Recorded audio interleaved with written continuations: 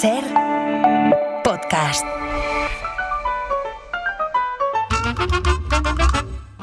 When I was young, it seemed that life was so wonderful. La ventana de los libros. A miracle. Con Marina San Martín. Oh, it was beautiful, magical.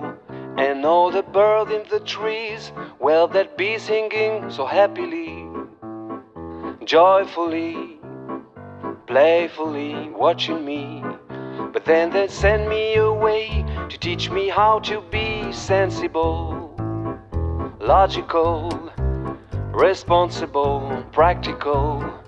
And they showed me a world where I could be so dependable, clinical, intellectual, cynical. Pues efectivamente ya está con nosotros Marina San Martín. Buenas tardes, Marina. Buenas tardes. Bienvenida a La Ventana. Muchas gracias. Pero viene siempre con Jorge Dioni, que también está aquí a mi lado. ¿Cómo estás? Muy buenas tardes, muy bien. Jorge Dioni es escritor y profesor de la Escuela de Escritores, y Marina San Martín es nuestra librera de cabecera de la librería Cervantes de Madrid.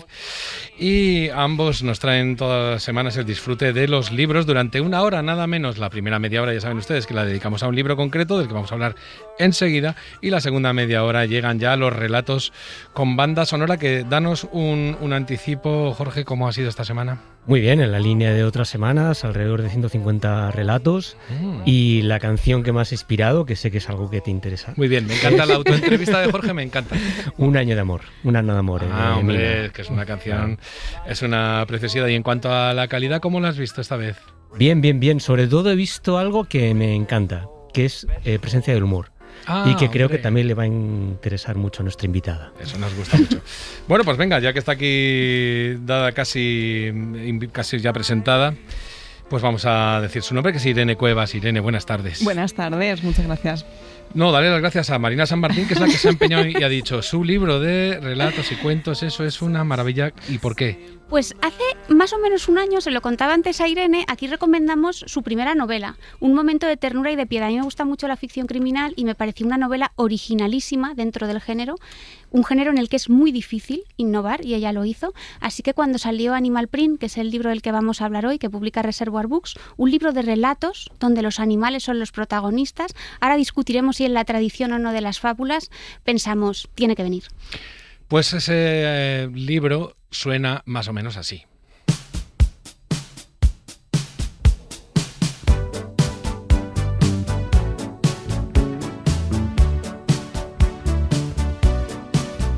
It's fine, it's cool. You can say that we ain't nothing, but you know the truth. And guess I'm the fool with their arms out like an angel through the car sunroof. Bajo la capucha del pijama, tus ojos se dibujan suaves y enigmáticos. Algo de felino siempre han tenido, por herencia de tu padre.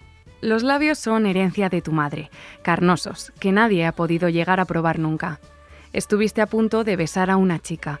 Era tu mejor amiga, habíais bebido y os estabais acariciando. Pero en el último momento, tu amiga se asustó.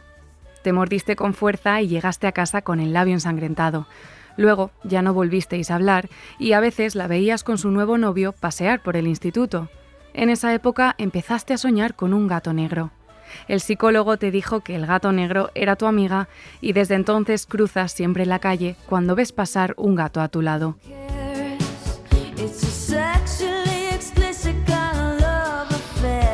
Venga, primer comentario, Marina, por ejemplo, sobre el ambiente que tiene este fragmento que hemos leído del libro. Lo que más me gusta de este primer relato y en general de todos ellos es que hace alusión a una cosa que creo que todos sabemos pero nunca decimos, y ahora nos cuentas tú, Irene, si crees que es así o no, porque a lo mejor me lo he inventado yo, que suele pasar también. Pero eso mola mucho, ¿eh? Eso es lo bueno, ¿no? Los libros son cosas de inventar. Cuando lees un libro deja de ser de la autora para ser de todos aquellos que lo leen, ¿no? Pero en cualquier caso, me gusta esta idea, que aquí está clara en el disfraz, ¿no?, de la segunda piel. ¿Todos tenemos una segunda piel? ¿Todos escondemos algo? Yo creo que sí, no sé qué opináis el resto, pero vamos, yo creo que sí. De hecho, esa es la premisa un poco para escribir este libro, que era ¿qué piel es? he llevado yo debajo en algún momento de mi vida y qué pieles fantaseo con llevar en algún momento. Oye, hay dos hilos que conectan todos los cuentos de este libro, lo animal y lo queer. Un adolescente, por ejemplo, se disfraza de leopardo para ir a una pijamada, una mujer se convierte en serpiente tras la ruptura de su novia, esos cambios de piel que decíais. ¿En qué momento se te ocurre a ti conectar y buscar ese hilo conductor todo el rato de lo animal y lo queer? Cuando escribí el primer cuento, que es Animal Print, ya me di cuenta que había ahí un personaje que sacaba, ¿no? Del armario un disfraz para salir al mundo y presentarse de esa nueva forma, ¿no? Y dije, qué interesante. Ya con el título, Animal Print, dije, voy a explorar un poco hacia dónde puedo llevar pues, un libro de relatos, ¿no? Me interesan mucho también los relatos como una especie, yo lo veo como una especie de disco, donde todos los relatos interconecten unos con otros y vayan haciendo como un único sonido, ¿no? Y entonces, bueno, yo me planteaba a ver si podía generar de alguna manera un artefacto monstruoso, como de 7 cabezas, ¿no? Son 7 relatos, pues algo que hablará, cada personaje habla desde su mirada, pero al final construyen una única mirada del mundo. Me decía mi compañera Andrea Ramón, que ha preparado este guión, que cada vez vemos más libros que se relacionan, en los que se relacionan la opresión de las mujeres con la opresión de los animales. Por ejemplo, hay un libro que se llama La vegetariana, de Han Kang, o Cadáver exquisito, que tú conoces también, de Agustina Bazterrica. Y en cambio la mayoría de esos libros se trata de animales domésticos, pero tú has escogido casi todo el rato animales salvajes. No sé si porque dan más posibilidades de hacer acciones un poco más bravas. Sí, puede ser que la mujer también esté conectada más con el animal doméstico porque como venimos de una tradición que nos ha domesticado, ¿no? Es una tradición patriarcal, pero yo quería ir al animal salvaje para liberarnos un poco. Entonces al final estas personas, estas mujeres, la mayoría que son mujeres lesbianas, además mujeres queer, pues se liberan dándole un poco a ese lado feroz, ¿no? que tienen, y ese lado salvaje. Y junto con los animales salvajes, aunque menos es verdad, pero también hay algún que otro animal doméstico, como en Los conejos siempre mueren, sí, donde el conejo es el protagonista. Y aquí yo veo otra de las cosas que me gusta mucho del libro y que también vi en su momento, en un momento de ternura y de piedad, es que tus personajes no son nada maniqueos. Los que en principio son víctimas, de repente, aunque solo sea para defenderse, ¿no? y enfrentarse al mundo, se vuelven verdugos. Se vuelven verdugos. Me interesa muchísimo esto en la ficción. A mí los personajes que son solo víctimas y buenecitos, ¿no? Los que tenemos que apiadarnos, no me parecen personajes interesantes, porque creo que todas las personas, aunque seamos víctimas, tenemos aristas, ¿no? Aristas en la vida. Entonces me gustaba mucho explorar cierto tipo de personas. Bueno, pues también hay un niño, por ejemplo, en unos relatos que es ciego y pues es un niño que al final termina cometiendo violencias, ¿no? De alguna manera, y me interesaba muchísimo porque son personajes que en principio salen en un libro o en la ficción o cuando lo vemos en alguna serie representado y no te esperas, ¿no? que cometan actos crueles. Entonces, cuando la crueldad no te la esperas de ciertos personajes, pues es increíble. Por ejemplo, pasaba mucho en la serie de adolescencia, ¿no? que yo creo que nos sorprendía a todos porque no pensábamos que un niño fuera capaz de cometer ese acto tan horrible, ¿no? Pero bueno, creo que esa es la gran pregunta que dejó para todos, ¿no? Bueno, es que es un libro esquivo, porque hay cosas que empiezan suave, de repente pegan un giro violento, cosas que parece que van a ser tremendas y quedan en una nebulosa. ¿Qué parte de premeditación tienen las tramas que tú haces? Tú primero te haces un pequeño esquema, porque hay cuentos realmente sinuosos, o sea, son difíciles de seguir, ensoñados incluso. Digo, ¿dónde si esta mujer no estaba en este lugar, o está en este otro? ¿Qué hace? La mezcla de la realidad con la ficción es bonita, pero no sé si tú te haces un esquema o te vas dejando llevar y al final sale un resultado. Es exactamente así, o sea, me voy dejando llevar. Yo, para mí, y además lo más guay que tiene de escribir, que lo decían ellos. No, les estaba diciendo que trabajasen ahora, que preguntasen lo que quisieran. Claro. No, perdóname. No, pensé que Diony también escribía así. Es una forma muy guay de escribir, que es dejarte llevar por lo que salga. Entonces yo empiezo a lanzar personajes y empiezan a interactuar y hacen algo. Y a mí eso me sorprende. Entonces, de esa sorpresa que yo recibo como escritora, creo que también es la sorpresa que recibe el lector, ¿no? Y que es lo más interesante. Te da la vuelta a algo y siempre me gusta dar la vuelta. Aunque te creas que ya te he contado todo, no, siempre voy a... No, nos queda patente que siempre te gusta dar una vuelta más. Y la estructura sinuosa también tiene que ver con la serpiente. Marina. Vamos allá. Voy a retomar una pregunta de las que tenemos aquí en el guión que me parece muy interesante y además es un tema que yo creo que en el fondo nos interesa a todos, aunque apenas lo hablemos, y por eso me gusta mucho tu literatura, porque hablas de cosas que a veces son difíciles de hablar, ¿no? Hay una frase bellísima en el libro que se encuentra en el relato Sirenito que dice: parece que lo que resiste al agua también resiste a la violencia. ¿Hay relación entre el deseo y la violencia? Uf, qué pregunta. No, tú has venido a contestar. Ahora no te escaques. A ver, yo creo que sí, pero voy a decir que sí, a lo mejor la gente va a decir... Bueno, yo creo que sí, en el deseo somos todos un poco animales, ¿no? Y hay una animalidad ahí que nos conecta un poco del lado violento. ¿Dirías que cuando más crueles y más nos dejamos llevar por esas pulsiones base, el deseo, la violencia, es cuando más nos animalizamos? En principio, esa es como me encanta la pregunta, es que es súper guay. Que es como la mirada es que esto es la cadena SER, ¿eh? Claro. No sé dónde has estado antes, pero esto es la cadena SER. Pues está en todos lados. Pues mejor para nosotros. Sí. No, que es lo que tenemos asociado a lo animal, ¿no? Que al animal es lo violento y todo esto, pero también me interesaba que el libro planteara la pregunta de, bueno, ¿qué son más violentos, los animales o los humanos? Porque en realidad los personajes humanos que aparecen en el libro, que no terminan convirtiéndose y se quedan como la figura humana que son los personajes más crueles y más chungos del libro, ¿no? Entonces, me interesa también que aunque esa pulsión de violencia que sí que viene dado del mundo animal, bueno, creo que los humanos les seguimos superando y que estamos por encima de ellos en la crueldad. Aquí donde ven a Irene Cuevas tan dulce y tan amable, resulta que tiene relatos duros este Animal Print. Por ejemplo, Los conejos siempre mueren. Es un relato en el que la protagonista le cuenta cuentos a su hermano para explicarle las cosas difíciles que ocurren en el mundo y luego se cuenta cuentos a sí misma para poder lidiar con la experiencia traumática que toque en ese momento. Y ya llega un momento en el que el lector no sabe muy bien si están hablando de realidad o de ficción. Y es una nebulosa bastante difícil de deshacer, que supongo que esa sí que ha sido premeditada, sí. ¿No? Para que mezclemos lo que son los dolores, digamos, del mundo físico con los que tenemos en la cabeza. No sé si es una teoría alocada. No, alocada no. Así. Es que esto es la cadena. Claro. Bueno, yo creo que esas ficciones que a veces nos contamos, que son ficciones para salvarnos, porque al final es un momento en el que ella necesita ser salvada de alguna manera, ¿no? De aquello que supuestamente no hizo, ¿no? Que es dar un aviso, pues yo creo que en esas ficciones que nos contamos siempre están por encima de la realidad y yo soy muy fan de, a veces, si la realidad nos supera, contarnos ficciones. Al final lo hacemos todo el rato y estar en ellas y habitarlas. Es difícil convivir, sí. Hay una cosa que me encanta, que es que tiene una bibliografía al final. Sí. Es decir, son los libros que te han inspirado. Uno de ellos es Modelos Animales, de Isa de la Cruz, que es un libro con bastante más violencia, crueldad o locura, ¿no? Y tus cuentos pueden ir ahí, pero al final acaban en lugares más tiernos, ¿no? Bueno, hay uno que acaba con una depresión del desamor, pero pienso en el relato del oso, el relato de la persona que está metida dentro de un disfraz de estos que promocionan cosas, que acaba en una violencia muy, muy festiva. Sí, y tierna. Sí, es como tierno, ¿no? Claro, bueno, Aisa fue como el pistoletazo de salida. Yo cuando me leí ese libro, que me lo leí hace 13 años, que está descatalogado, y ojalá, Aisa, por favor, si nos escuchas. Igual si nos escucha, ¿eh? Porque los que leéis libros sois como los que coleccionamos discos, que ya tenemos un ejemplar, pero queremos otro. Claro, queremos otro. Pues sí, yo quiero que lo vuelvan a sacar y quiero que la gente lo lea. Yo creo que ahora en el mundo contemporáneo, que es un mundo súper violento, mucho más que el de hace 14 años, creo que podría dialogar muy bien con esta realidad, ¿no?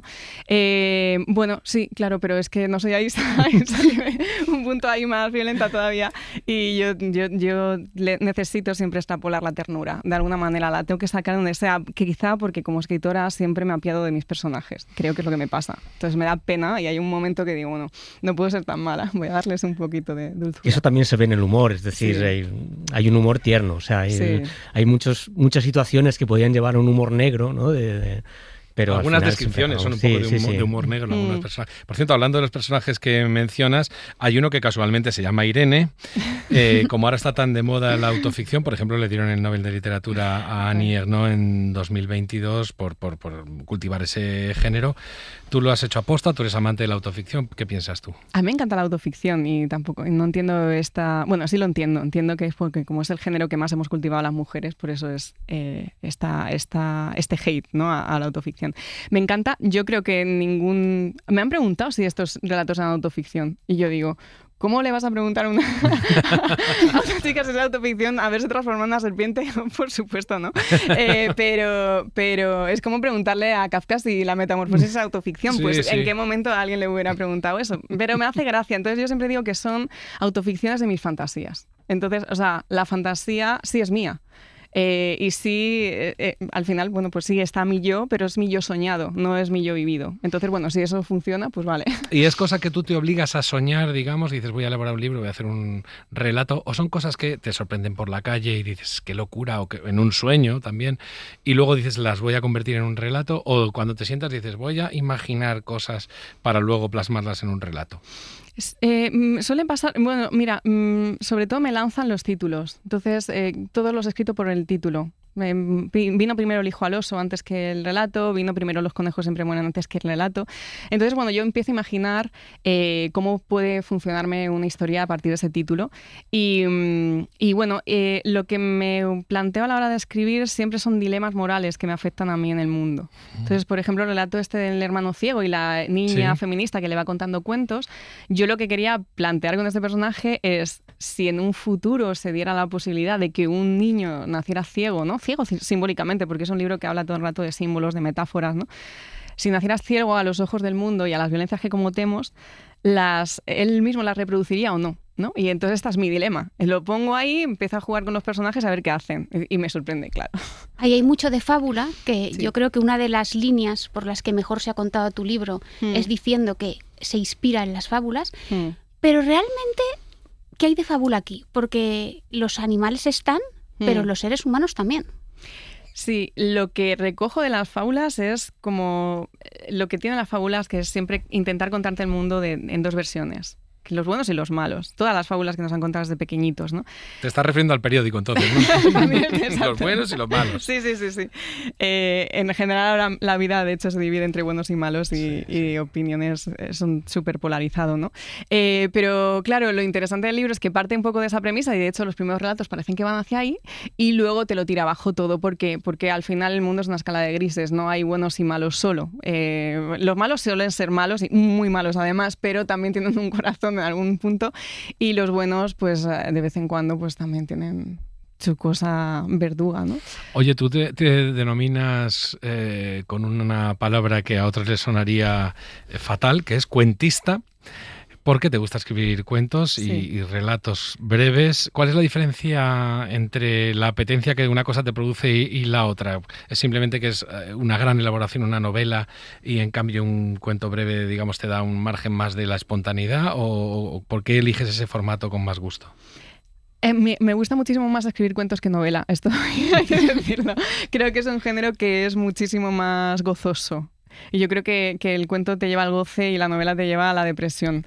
Pero la novela... Pero no lo explica esto lo tienes que explicar. Sí, pero la novela también te lleva a la adicción. Entonces, bueno, también como muy adicta a muchas cosas que soy, pues al final no puedes dejar de escribir una novela, ¿no? Es algo que no vas a volver a sentir hasta que vuelvas a escribir otra. Hay una adicción horrible ahí.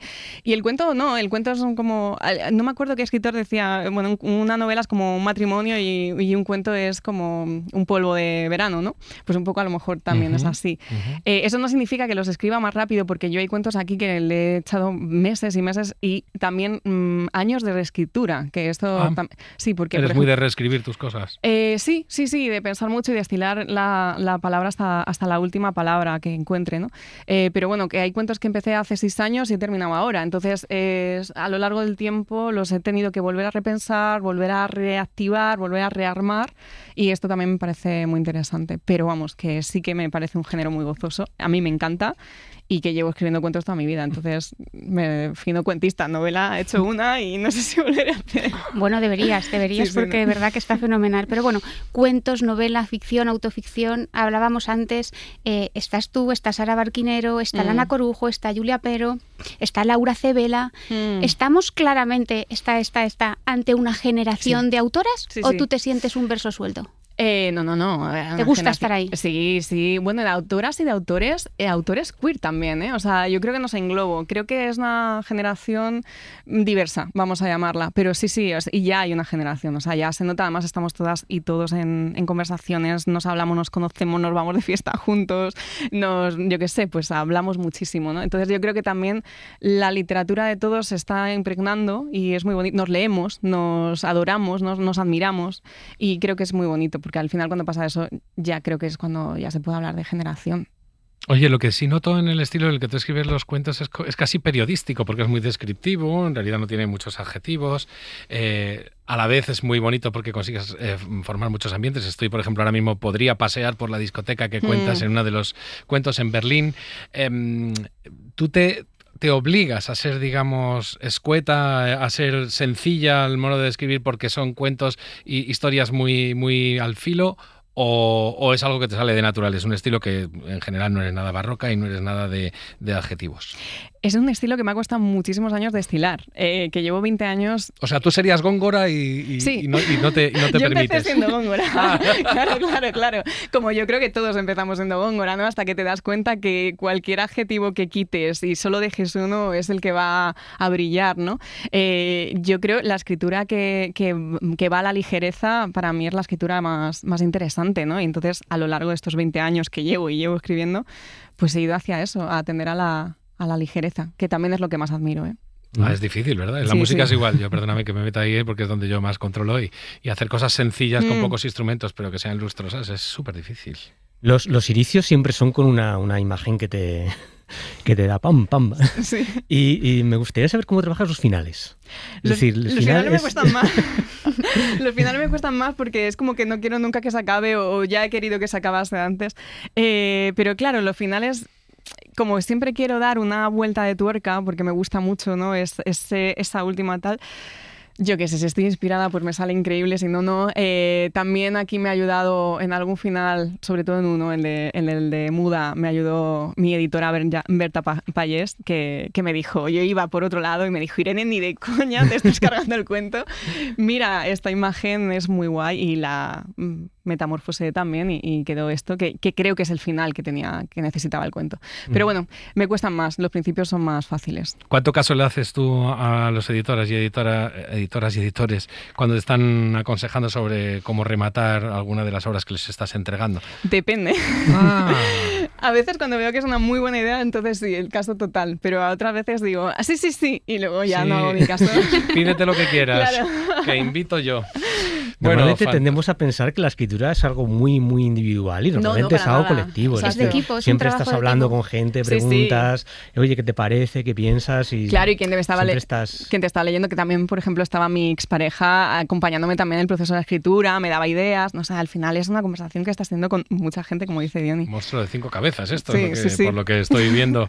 Qué bonita conversación con Irene Cuevas, que es la autora de Animal Print, que es un libro de cuentos fantástico, entretenidísimo y a ratos hasta tétrico, pero muy divertido. Realmente yo he echado un buen rato leyendo relatos. No te vayas todavía porque, Irene Cuevas, tienes que participar todavía en lo que viene después, que es la segunda media hora, que la echamos con mucho gusto con Jorge Diony, sobre todo al mando, con esto que llamamos nosotros los relatos con banda sonora, que ya sabes que son gente que, basándose en 3 canciones que él propone cada semana, escribe un relato y aquí mismo pues votamos todos, vemos quién gana y quién va a la final, que recuerdo que como la semana que viene es la última semana de agosto y de esta parte del concurso, que es la de verano, pues tendremos la final, así que no se muevan. Y ustedes pues quédense ahí, que a la vuelta de la publicidad volveremos con todo este proceso que yo les decía, en el que yo me equivocaré, no se preocupen.